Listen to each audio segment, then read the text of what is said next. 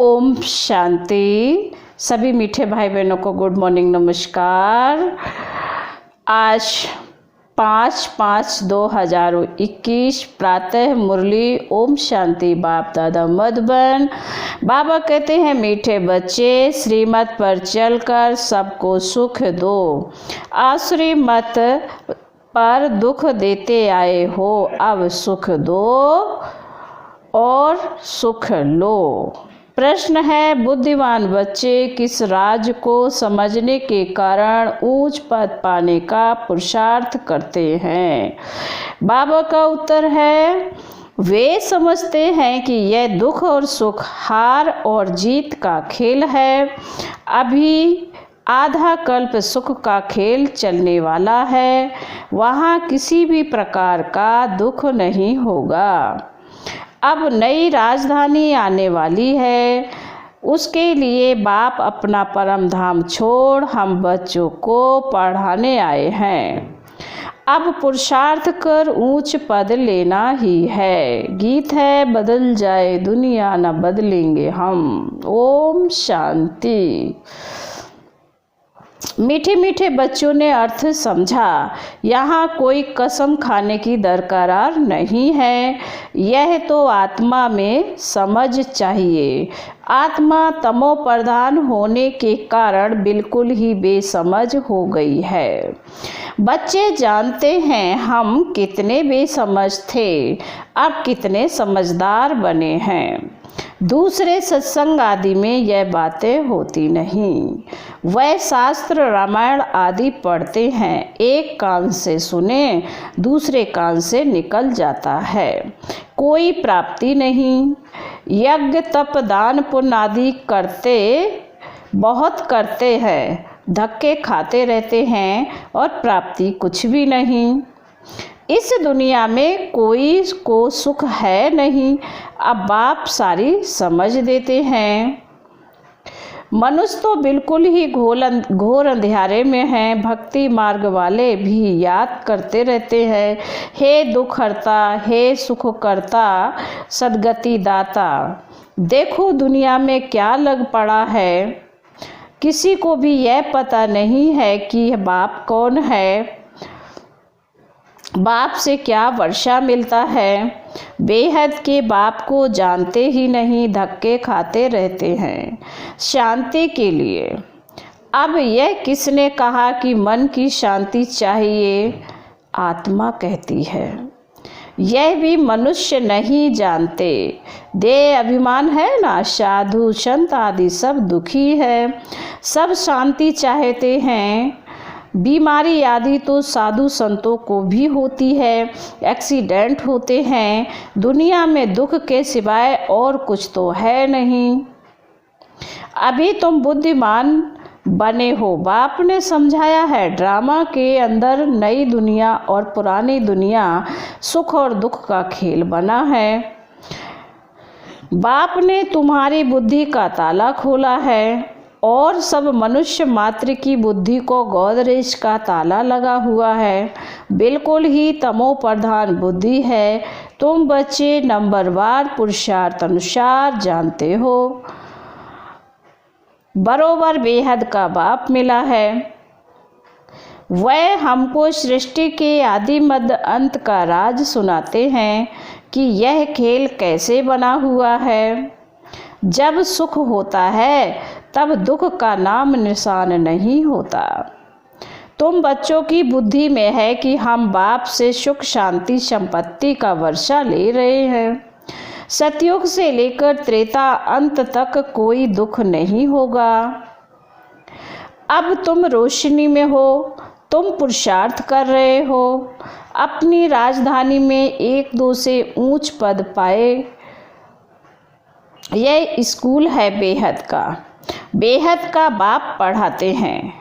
तुम जानते हो वह हमारा मोस्ट बेलबेट बाप है, जिसकी अपरम अपार महिमा है। वह ऊंचते ऊंच बाप श्रीमत देते हैं। बाकी सब मनुष्य मात्र आसुरी मत पर एक दो को दुख देते ही रहते हैं। तुम्हें श्रीमत पर सबको सुख देना है। इस ड्रामा में हम एक्टर्स हैं, यह कोई भी जानते नहीं। तुम बच्चे अब समझते हो इस ड्रामा में भारतवासियों का ही ऑलराउंडर पार्ट है। आगे तो तुम कुछ भी नहीं जानते थे, अब तो मूल वतन से लेकर सूक्ष्म वतन, स्थूल वतन सबको तुम जान गए हो। तुमको सच्चा ज्ञान है। परमपिता परमात्मा हमको इन द्वारा पढ़ा रहे हैं। बाबा हमको त्रिलोक का सारा ज्ञान दे रहे हैं। यह है ही कांटों का जंगल। बच्चे जानते हैं अभी हम कांटों से फूल अर्थात मनुष्य से देवता बनते हैं। यहाँ तो छोटे बड़े सब दुख देते हैं। गर्भ में माता को बच्चे दुख देते हैं। यह बहुत ही छिछी पुरानी दुनिया है। इस सृष्टि चक्र को कोई भी नहीं जानते। हम कहाँ से आए, कितने जन्म लिए, फिर कहाँ जाना है, कुछ भी नहीं जानते। बेहद का बाप अर्थात सब सीताओं का एक राम व निराकार है। तुम सभी सीताएं हो। बाप है ब्राइड ग्रूम, एक साजन की सब सजनियाँ भक्तियाँ हैं। जो भी सीताएं हैं वह सब रावण की जेल में फंस शोक वाटिका में आ गई हैं। सारी दुनिया के सब मनुष्य मात्र एक भगवान को याद करते हैं। भक्तों का रक्षक भगवान को कहते हैं। तुम सब अभी ब्रह्मा मुख वंशावली ब्राह्मण हो। ब्राह्मण जानते हैं हमको शिव बाबा पढ़ा रहे हैं। बाबा से वर्षा जरूर मिलता है। शिव बाबा है स्वर्ग का रचयिता। स्वर्ग कहो अथवा दैवी राजधानी कहो, यह स्वर्ग की राजधानी है ना। लक्ष्मी नारायण स्वर्ग के मालिक है, यह भी अभी तुम समझते हो। यहाँ जब सतयुग था तो लक्ष्मी नारायण का राज्य था। अभी है कलयुग। मनुष्य तो बेचारे घोर अंधियारे में होने के कारण कुछ नहीं जानते कि अभी कलयुग का अंत है, विनाश सामने खड़ा है। तुम सब सीताओं का सदगति दाता एक राम है। सीताएं सब दुर्गति में हैं, परंतु यह कोई समझते थोड़े ही है कि हम दुर्गति में हैं। अपने साहूकार का ही नशा है। बाबा कहते समझते नहीं कि हम दुर्गति में हैं, अपने साहूकारी का नशा रहता है। हमको इतने मकान हैं, इतना धन है, इतने महल हैं, किसी को पता नहीं कि दुख की दुनिया अब बदलनी है। मौत सामने खड़ा है, सब मिट्टी में मिल जाना है। यह जो कुछ पुरानी दुनिया में देखते हो विनाश हो जाएगा। विनाश के लिए पूरी तैयारियां हो रही हैं। यह वही महाभारत लड़ाई है, वही गीता का भगवान है, परंतु बाकी की बायोग्राफी में बच्चे का नाम डाल दिया है। अब से बाबा तुमको राजयोग सिखा रहे हैं। बड़े से बड़ी भूल ही यह है जो भगवान का नाम गुम कर दिया है। तुम बच्चे जानते हो हमको कोई मनुष्य साधु संत आदि नहीं पढ़ाते हैं। शिव बाबा हमको पढ़ाते हैं। वह बाप भी है, टीचर भी है, सतगुरु भी है, सब कुछ है। यह तो नहीं भूलना चाहिए ना। बाप कहते हमारे सब बच्चे हैं, परंतु सभी को थोड़े ही पढ़ाएंगे। बाप कहते हम भारतवासियों को फिर से राजयोग सिखलाने आए हैं। भारतवासी स्वर्गवासी थे, हीरे मिशल थे, अब कौड़े मिशल बन पड़े हैं। घर में कितनी अशांति है। कहते हैं बाबा हमको क्रोध आता है, बच्चों को मारना पड़ता है, डर लगता है। हमने 5 विकार शिव बाबा को दान दे दिया है, फिर हम यह क्यों करते हैं। बाप समझाते हैं इस समय सभी पर 5 विकारों का ग्रहण लगा हुआ है। देह अभिमान का भूत आने से फिर सब भूत लग जाते हैं। अब बाप कहते हैं देही अभिमानी बनो। अभी तुमको समझ मिली है। सतयुग में भी हम आत्माभिमानी थे, समझते हैं आत्मा का यह शरीर अब पुराना हुआ, आयु पूरी हुई, इसलिए यह शरीर छोड़ अब नया लेना है। सर्प का मिसाल है, सर्प एक खाल पुरानी होती है, सर्प की एक खाल पुरानी होती है तो फिर दूसरी नई ले लेते हैं, पुरानी खाल छोड़ देते हैं। यह दृष्टांत है सतयुग के लिए। वहाँ तुम ऐसे शरीर छोड़ते हो, दुख की कोई बात नहीं रहती है। यहाँ कितना दुख होता है, रोना पीटना आदि रहता है। अब तुम बच्चे जानते हो यह पुरानी खाल है, यहाँ कोई नई खाल नहीं मिलनी है। यह अंतिम जन्म पुरानी जूती है, अभी तुम उनसे तंग हो गए हो। वहाँ तो खुशी से एक शरीर छोड़ दूसरा लेते हैं। इन बातों को भी तुम समझते हो, यहाँ कितने नए आते हैं, समझते थोड़े ही हैं। 2-4 रोज यहाँ से समझ कर जाते हैं, फिर भूल जाते हैं। हाँ, अच्छी रीति सुनना, खुशी हुई तो प्रजा में आ जाएंगे। प्रजा भी तो ढेर बननी है।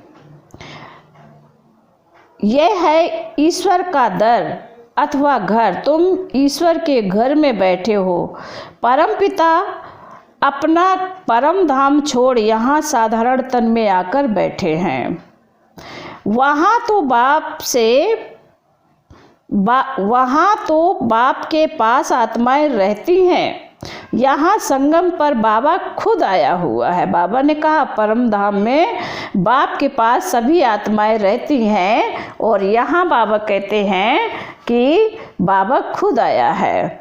फिर बाबा कहते हैं उनको शिव निराकार ही कहते हैं। निराकार बाबा को आत्माएं ओ गॉड फादर कह पुकारती हैं।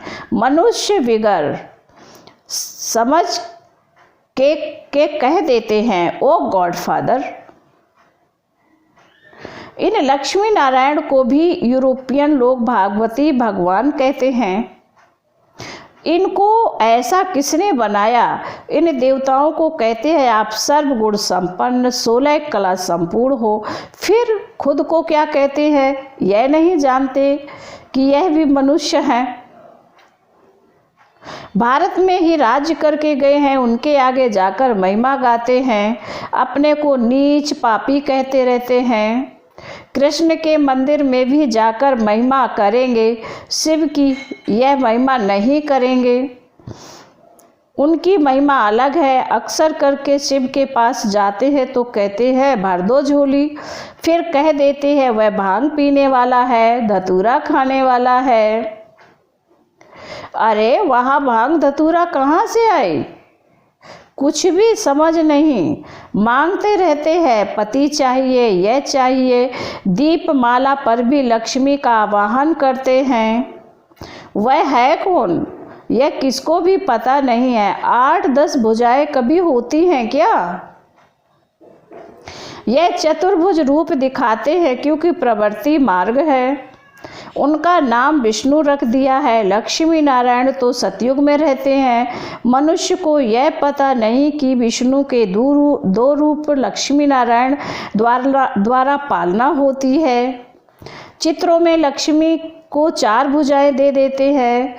4 भुजा वाले को बच्चा होगा तो उनको भी 4 भुजा होनी चाहिए। बाबा जब तक नहीं आए थे तो हम कुछ भी नहीं जानते थे। अभी सारे विश्व के आदि मतंत्र को जान गए हैं। बाप आकर पतित दुनिया को पावन बनाते हैं।